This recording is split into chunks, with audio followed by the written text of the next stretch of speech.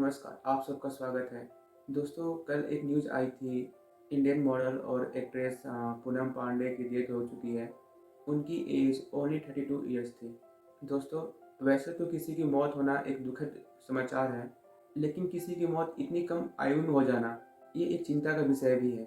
दोस्तों, उनकी मौत का कारण सर्विकल कैंसर बताया जा रहा है। क्या सर्विकल कैंसर सच में इतना सीरियस डिजीज़ है? सर्विकल कैंसर क्या होता है?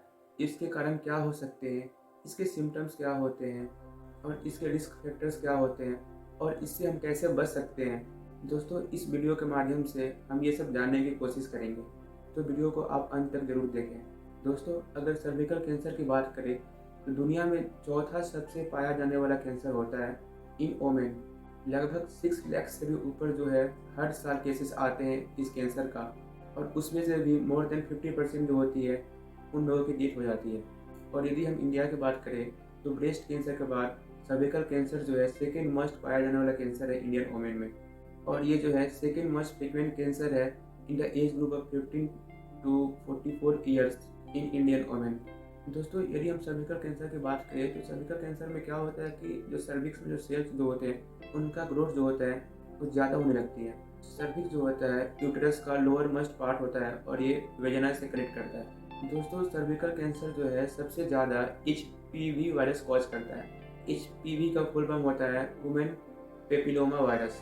वैसे तो एचपीवी के बहुत से स्ट्रेन्स होते हैं, लेकिन जो एचपीवी 16 और 18 जो है ये सर्विकल कैंसर कॉज करता है। ऐसे रेयर केसेस में देखा गया है कि एचपीवी 16 और 18 जो है दोनों एक साथ ही कैंसर कॉज करता है, लेकिन मैक्सिमम केसेस में दोनों में से कोई एक स्ट्रेन जो है वो कैंसर कॉज करता है। एचपीवी जो है एक कॉमन इन्फेक्शन है जो कि सेक्सुअल कंटेक्ट से पास होता है। जब कोई भी एचपीवी वायरस से एक्सपोज होता है तो हमारा इम्यून सिस्टम जो होता है वो प्रिवेंट्स करता है कि ताकि वायरस जो है हमारे बॉडी को कोई हार्म ना पहुंचाए। लेकिन कुछ लोगों में ये वायरस सालों तक सर्वाइव कर जाता है, जिसके कारण ये जो वायरस जो है वो सर्विकल सेल को कैंसर सेल में कन्वर्ट कर देता है। दोस्तों, यदि हम इसके सिम्टम्स की बात करें तो जब ये वायरस इंटर करता है तो उस टाइम तो हमें कोई सिम्टम्स देखने को नहीं मिलता है, लेकिन जैसे ये ग्रो करना चालू करता है तो साइन और सिम्टम्स आना स्टार्ट हो जाते हैं। तो सिम्टम्स की बात करें, इंटरकोर्स के बाद ब्लीडिंग हो रही है, या पीरियड्स के दौरान वेजाइनल ब्लीडिंग हो रही है, या मेनोपॉज के बाद भी ब्लीडिंग हो रही है, या मेंस्ट्रुअल जो ब्लीडिंग जो है वो बहुत ज़्यादा हो रहा है और ये बहुत लंबे टाइम तक हो रहा है जो कि अनयूजुअल होता है।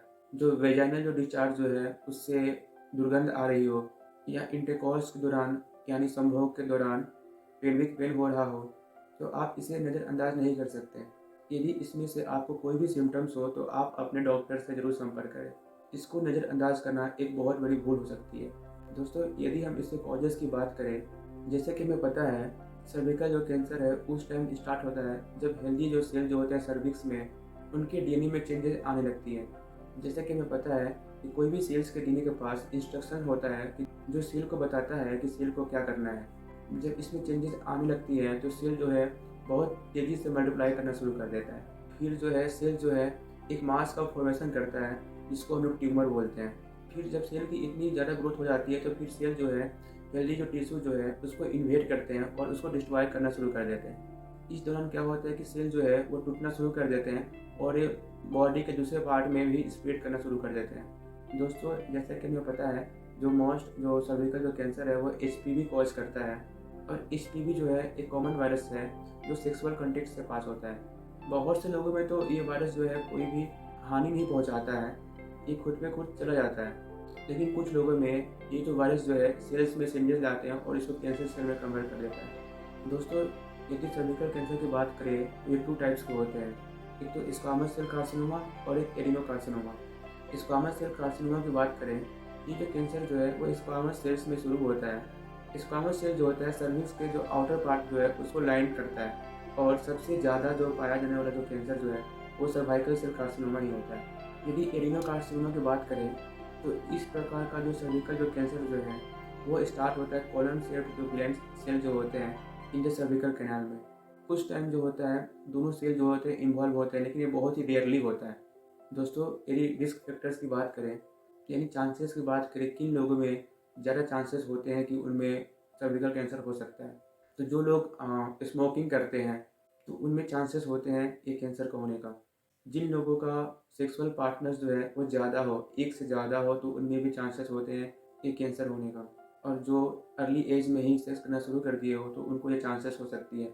या जिन लोगों को दूसरे एसटीआईज हो यानी सेक्सुअली ट्रांसमिटेड इन्फेक्शंस हो तो वो एचपीवी के रिस्क को बढ़ा देता है, जैसे कि herpes, chlamydia, gonorrhoea, syphilis, AIDS. जिनको ये सब एसटीआई इन्फेक्शन हो तो उनमें ज़्यादा चांसेस होते हैं कि उनको एचपीवी इन्फेक्शन हो सकता है। या जिनका इम्यून सिस्टम जो है किसी अदर हेल्थ कंडीशन के कारण वीक हो तो उनमें भी ज़्यादा चांसेस होते हैं कि उनमें ये कैंसर हो सकता है। या जिनके पेरेंट्स प्रेगनेंसी के दौरान मिसकैरेज प्रेगनेंसी मेडिसिन का यूज़ की हो तो उनके बच्ची को चांसेस हो सकती है ये डिजीज होने का। दोस्तों अब हम बात करते हैं इससे हम लोग कैसे बच सकते हैं, इसका प्रिवेंशन क्या है। तो सबसे पहले बात करते हैं इसके वैक्सीन के बारे में। दोस्तों एचपीवी का वैक्सीन आता है। वैसे देखा जाए तो ये जो वैक्सीन जो है 11 to 12 ईयर्स के एज से देना शुरू हो जाता है अकॉर्डिंग टू सीडीसी, लेकिन इसको हम लोग 9 ईयर्स के एज से भी देना शुरू कर देते हैं। दोस्तों इस वैक्सीन की बात करें तो ये अलग अलग एज ग्रुप में इसका अलग अलग डोजेस है। 25 ईयर्स के अंदर यदि वैक्सीन को दे रहे हैं तो इसका अलग डोज है, 25 ईयर्स के बाद दे रहे हैं तो इसका अलग डोजेज है। तो इसका वैक्सीनेशन कराना बहुत ही ज़रूरी है। दोस्तों प्रिवेंशन में हमने तो वैक्सीनेशन की बात कर लिया, अब हम बात करते हैं इसका स्क्रीनिंग टेस्ट के बारे में। दोस्तों एक पेप टेस्ट करके रूटीन टेस्ट होता है। पेप टेस्ट जो होता है वो प्री कैंसरियस जो सेल्स जो होते हैं सर्विस का उसको डिटेक्ट करने में हेल्पफुल होता है। जो मैक्सिमम जो मेडिकल जो ऑर्गेनाइजेशन जो होते हैं वो सजेस्ट करते हैं कि पेप टेस्ट जो है 21 ईयर्स की एज में शुरू कर देनी चाहिए और हर कुछ सालों के बाद इसको रिपीट करनी चाहिए। दोस्तों यदि नेक्स्ट प्रिवेंशन की बात करें तो प्रैक्टिस सेक्स, मतलब ये हुआ कि आप जब भी सेक्स कर रहे हो तो उस टाइम कुछ मेजर्स हो जिसके कारण जो है एसटीआईएस जो है वो ट्रांसमिट ना हो। जैसे कि आप कॉन्डम का यूज़ कर सकते हो और आपका सेक्सुअल पार्टनर जो है वो एक ही होगा तो सही रहेगा और आप अपने सेक्सुअल पार्टनर्स को लिमिट कर सकते हो। दोस्तों अगला प्रिवेंशन की बात करें तो स्मोकिंग। यदि आप स्मोकिंग कर रहे हो तो आप अपने डॉक्टर से संपर्क करो और उसको छोड़ने के तरीके ढूंढो, और यदि आप नहीं कर रहे हो तो आप उसको शुरू मत करो। तो दोस्तों आज हमने बात किया सर्विकल कैंसर के बारे में। यदि वीडियो आपको अच्छी लगी हो तो आप इसको लाइक करें, शेयर करें और चैनल को जरूर सब्सक्राइब करें। धन्यवाद।